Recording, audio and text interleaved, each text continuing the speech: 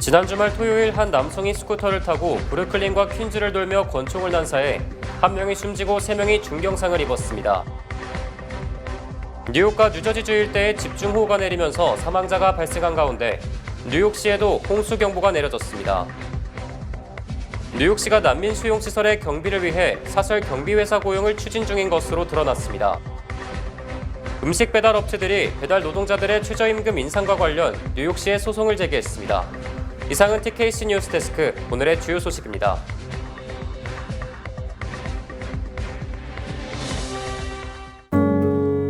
아름다운 제품에서부터 아름다운 사회를 만들기까지 키스는 뉴욕에서 시작하여 현재는 전 세계 12,000명의 직원들과 함께 끊임없이 도전하는 기업입니다. 사람을 생각하고 존중하는 기업. 키스는 한인들이 사회의 주인공이 될 수 있도록 든든한 버팀목이 되겠습니다. 글로벌 뷰티 기업 키스.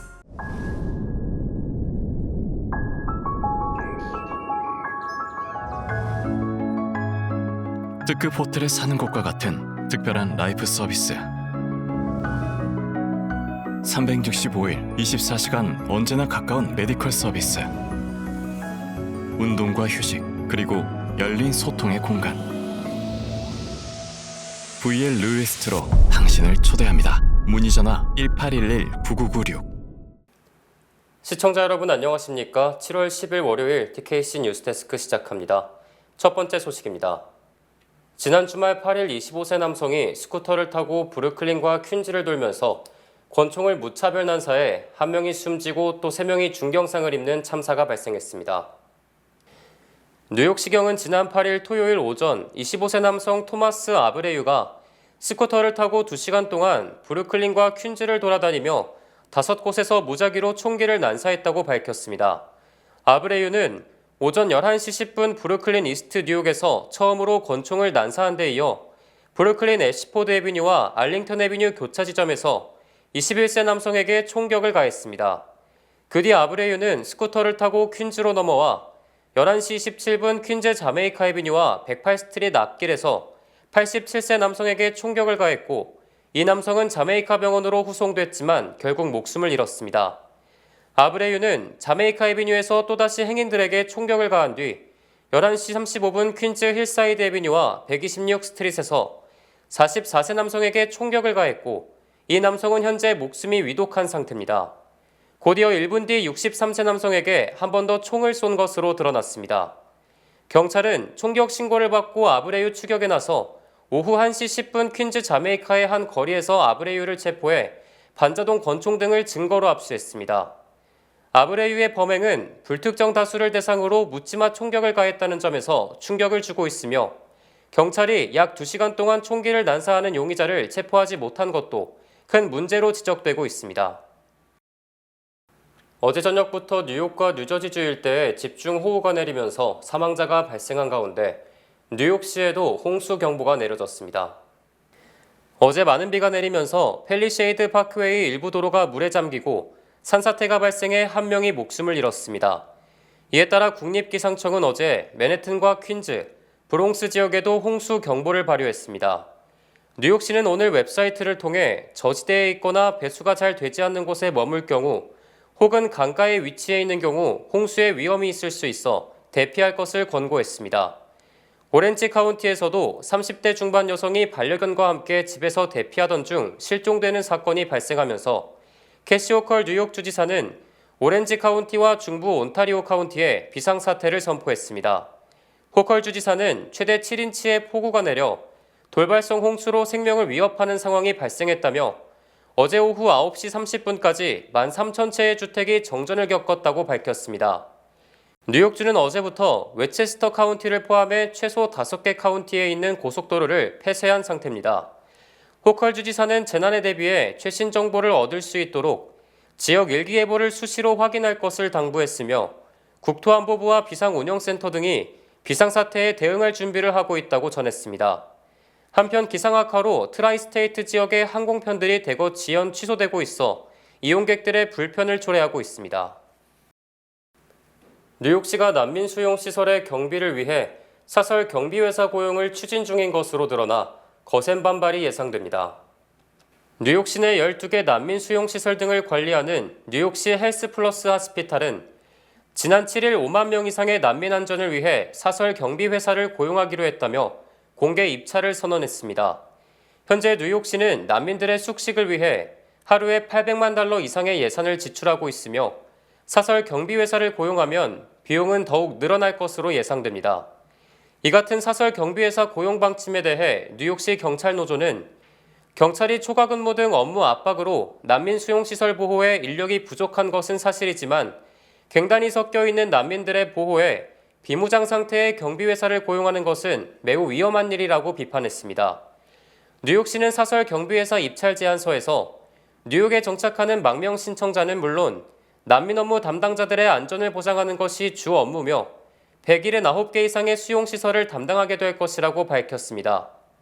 이에 앞서 뉴욕시는 지난주 여름방학을 이용해 공립학교에 난민을 수용하는 방안을 제안했다가 학부모 등의 거센 반발에 직면해 사실상 이를 철회한 상황입니다. 우버이츠와 도어대시 등 음식 배달 서비스를 제공하는 업체들이 배달 노동자들의 최저임금 인상을 저지하기 위해 뉴욕시에 소송을 제기했습니다. 우버이츠와 도어대시, 그럽허브는 지난 목요일 뉴욕시가 오는 12일부터 시행하기로 했던 배달 노동자들의 임금 인상안을 저지하기 위해 뉴욕시를 상대로 소송을 제기했습니다. 인상안에 따르면 배달 노동자들의 시간당 임금은 17.96달러로 먼저 인상된 이후 2025년까지 19.96달러로 오를 예정이었습니다. 이는 현재 배달 노동자들의 시간당 수입과 비교해 약 3배에 달하는 수준입니다. 배달 서비스 업체들은 배달 노동자들의 임금 인상이 결국 소비자들의 더 많은 비용 지출로 이어질 것이라고 지적했습니다. 조시 골드 우버 대변인은 이번 임금 인상안이 식당들이 배달로 돈을 벌지 못한다는 잘못된 가정하에 만들어졌다며 식당과 소비자들 모두 보호하기 위해 시행이 중단돼야 한다고 주장했습니다. 도어대시와 그럽허브는 함께 공동으로 소송을 제기했고 우버와 릴레이 딜리버리는 따로 소송을 제기한 상황입니다. 이에 대해 뉴욕시는 배달 노동자들이 덥고 추운 날씨에도 늘 위험을 감수하며 일하고 있다면서 이들이 더 높은 임금을 받을 자격이 있다고 설명했습니다.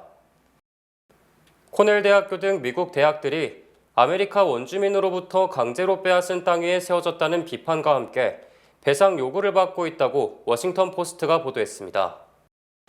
워싱턴 포스트는 미네소타 대학이 150여 년 전 아메리카 원주민 11개 부족으로부터 여의도 면적의 130배에 달하는 9만 4천 에이커, 무려 1억 1,500만 평을 헐값에 수용해 대학 운영에 사용했다고 밝혔습니다. 이에 따라 11개 부족은 미네소타대에 배상을 요구하고 있으며 대학 측도 강제 수용 등을 인정하고 배상을 검토 중이라고 밝혔지만 워낙 거액이어서 실제 배상이 이뤄지기 힘든 상황입니다. 미국은 남북전쟁 중이던 지난 1862년 링컨 대통령이 원주민 땅을 수용해 대학 설립 종잣돈으로 사용할 수 있게 한 몰일법을 제정한 뒤 250개 원주민 부족의 땅 1,070만 에이커를 강제 수용한 것으로 집계됐습니다. 특히 코넬대는 15개 주에 걸쳐 무려 98만 7천 에이커, 11억 평 정도를 강제 수용해 최대 수혜를 받았으며 현재 원주민들의 배상 요구로 전체 땅의 수용 내역에 대한 조사에 착수했습니다. 위스콘신대도 2021년 원주민 땅 강제 수용을 인정해 원주민 부족의 깃발을 대학에 개항했으며 캘리포니아 주립대 등은 원주민 학생에게 학비를 받지 않겠다고 약속했습니다.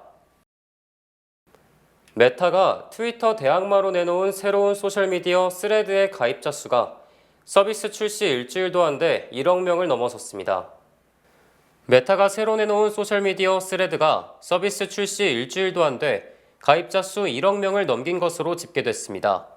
스레드 가입자는 출시 후 7시간 만에 1,000만 명, 16시간 만에 3천만 명을 각각 돌파한 데 이어 하루 반만인 지난 7일에는 7천만 명을 넘겼습니다.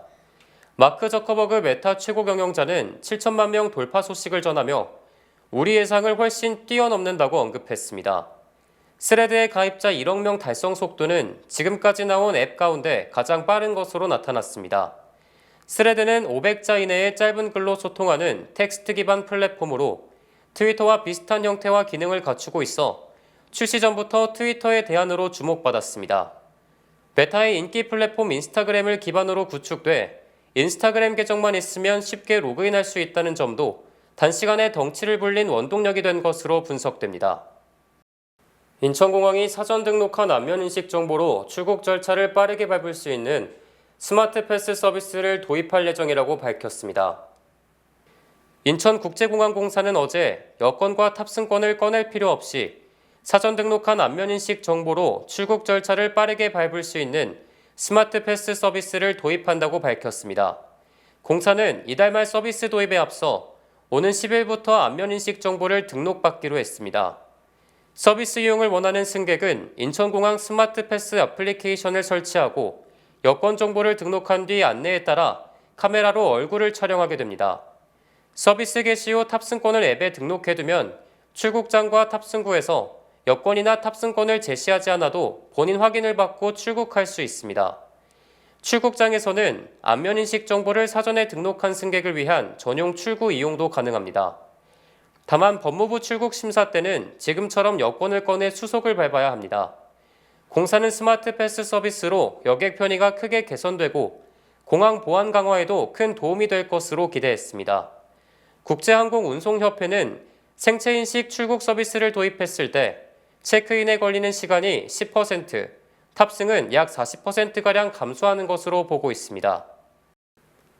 지난 5월 미국 신계 대도시 렌트비 중간값은 $1,739인 반면 뉴욕시는 무려 $2,911에 달했습니다.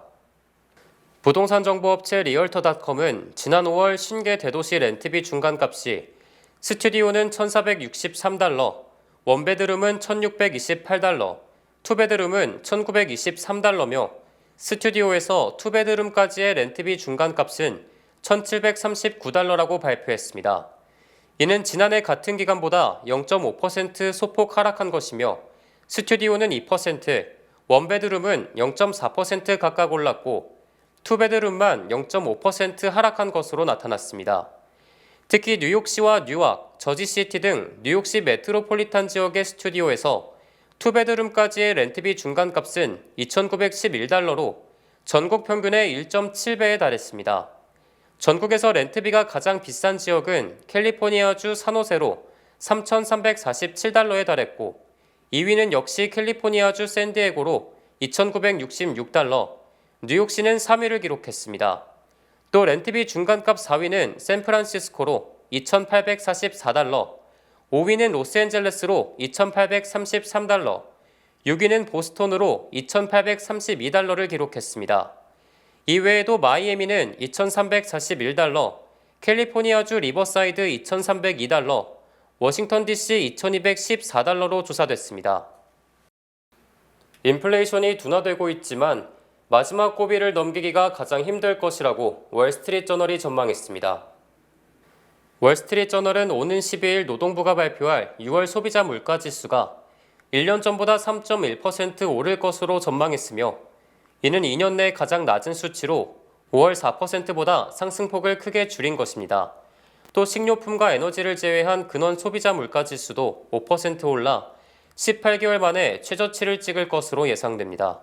즉 좀처럼 내려가지 않는 근원 인플레이션도 주택 임대료와 중고차 가격 하락에 힘입어 뚜렷한 완화 추세를 보일 것으로 예상되지만 물가 상승률이 연준 목표치인 2%로 돌아가는 마지막 여정은 더 험난할 것이라고 우려했습니다. 월스트리트저널은 연준이 노동시장이 약화될 때까지 긴축적인 통화정책을 유지할 가능성이 크기 때문에 전반적인 경제 환경에 큰 압박이 될 것으로 전망했습니다. 또 강력한 노동시장이 임금 상승을 초래하고 소비자들은 지출을 늘리게 됨으로써 다시 물가를 상승시키는 등 인플레이션 악순환이 계속될 수 있다는 우려를 낳고 있습니다. 올해 상반기 미국 증시가 예상 밖의 호조를 보였지만 기업의 수익 감소, 국채 수익률 역전 심화 등으로 투자자들이 불안해하고 있는 것으로 드러났습니다. 월스트리트저널은 증시가 계속되는 금리 인상과 지역은행 위기 등 큰 리스크를 극복했지만 아직도 상승세가 지속 가능할지 확신하지 못하고 있다고 진단했습니다. 월스트리트저널은 투자자들을 불안하게 하는 요인이 5가지 정도며 이번 주 시작되는 기업 실적 발표 시즌에 기업들의 수익 감소 전망이 첫 번째 불안 요인이라고 지적했습니다. 금융정보 분석업체 팩트셋은 S&P 500 지수 기업들의 2분기 수익이 7.2% 감소하고 순이익률도 전분기보다 소폭 하락한 11.4%로 예상돼 2021년 최고치인 13%보다 크게 낮아질 것으로 전망했습니다. 또 10년 만기 국채 수익률이 2년 만기 국채 수익률보다 낮아지면서 지난 1981년 이후 42년 만에 가장 큰 격차를 보이고 있고 이는 금융시장의 불안 요인으로 인식됩니다. 세 번째 요인은 홍콩과 중국, 유럽 등 글로벌 증시 전망이 어둡다는 것이며 네 번째는 고금리로 인한 거품 경제를 꼽았습니다. 마지막으로 다섯 번째 불안 요인은 주식 포지셔닝에 따른 변화로 투자자들이 주관적 판단을 배제하고 철저하게 투자 소프트웨어에 의지한 채 수익률을 추구해 급격한 반전에 취약하다고 지적했습니다. 노동시장의 힘이 다소 약해지고 있지만 임금 상승세는 여전한 것으로 나타나 연준의 추가 긴축 정책에 힘이 실리고 있습니다. 연방노동부는 6월 비농업 부문 일자리가 전월보다 20만 9천 개 증가했으며 이는 지난달 증가폭 30만 6천 개보다 약 50% 줄어든 것이라고 발표했습니다. 또 월스트리트이 집계한 전문가 전망치 24만 개보다도 20% 정도가 적은 것이며 2020년 12월 이후 약 2년 7개월 만에 가장 적은 폭의 증가를 기록한 것입니다. 특히 6월에 증가한 약 21만 개의 일자리 중 6만 개는 주정부 또는 지방정부의 공공직으로 정부 일자리가 증가하지 않았다면 6월 신규 일자리는 더욱 줄었을 것으로 분석됩니다. 또 보건의료 부문 신규 일자리가 4만 1,000개, 사회복지 부분 2만 4천 개, 건설 부분 2만 3천 개 등의 일자리가 늘어난 반면 팬데믹 이후 급격한 증가세를 보였던 레저 접객업은 2만 1,000개의 증가에 그쳤습니다. 한편 올해 상반기 일자리 증가폭은 월 평균 27만 8천 개로 지난해 상반기 월 평균 39만 9천 개보다 크게 감소해 노동시장은 다소 약화되는 것으로 나타났습니다. 하지만 시간당 평균 임금은 전월보다 0.4% 올랐으며 시장 전망치 0.3%를 웃도는 것입니다. 또 실업률 3.6%로 최근 7개월 새 최고치였던 3.7%보다 오히려 내려갔고 경제활동 참가율은 62.6%로 4개월 연속 변동이 없었습니다. 뱅크 오브 호프가 뉴욕 뉴저지 진출 25주년 기념 개인 체킹 계좌 프로모션을 진행합니다. 개인 체킹 계좌를 개설할 가장 좋은 기회, 지금 가까운 지점을 방문하세요. 본 프로그램은 희망을 설계하는 전문가들의 은행 뱅크 오브 호프 후원입니다. 주요 단신 전해드립니다. 뉴욕 한인회 역대 회장단 협의회는 8일 뉴저지주 펠리시에이스 파크 동해수산에서 모임을 갖고 한창현 제32대 회장을 신임 의장으로 선출했습니다. 한미동맹 70주년을 기념해 뉴욕 총영사관과 튀르키예 총영사관이 7일 맨해튼 튀르키예 하우스에서 공동으로 한 튀르키예 조인트 컬처럴 쇼케이스를 개최했습니다. 이날 뉴욕 총영사관은 200여 명의 참석자들에게 김치와 막걸리 등 한식과 함께 스토니브룩 대학 K-팝 댄스 등 한류 문화를 소개했습니다. 북한이 한국 시간 10일 미군 정찰기가 북한 영공을 침범하는 사건이 발생했다며 다시 침범할 경우 정찰기를 격추시킬 것이라고 경고했습니다. 테슬라 최고 경영자인 일론 머스크가 마약성 약물인 케타민을 복용했다는 논란이 일면서 위성 발사 업체 스페이스X 운영과 관련한 비밀 취급 인가를 박탈당할 가능성이 제기됐습니다. 지난 8일 오전 10시 35분쯤 브롱스 양키 스타디움 인근에서 메트로노스 열차가 선로에 너무 가깝게 주차한 차량을 들이받았으나 다행히 인명피해는 없었습니다.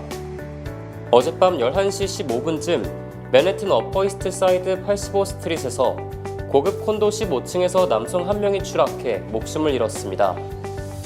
지난 8일 오후 8시쯤 스태튼 아일랜드의 한 델리에 2인조 강도가 침입해 35세 종업원을 살해하고 도주해 경찰이 수사에 나섰습니다.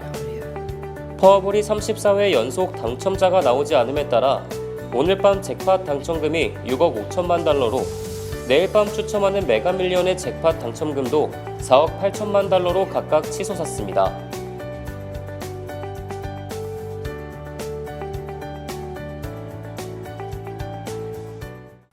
날씨 전해드립니다. 내일은 대체로 맑은 날씨가 예상됩니다. 내일 낮 최고 기온은 90도, 밤 최저 기온은 73도로 다소 큰 일교차가 예상됩니다.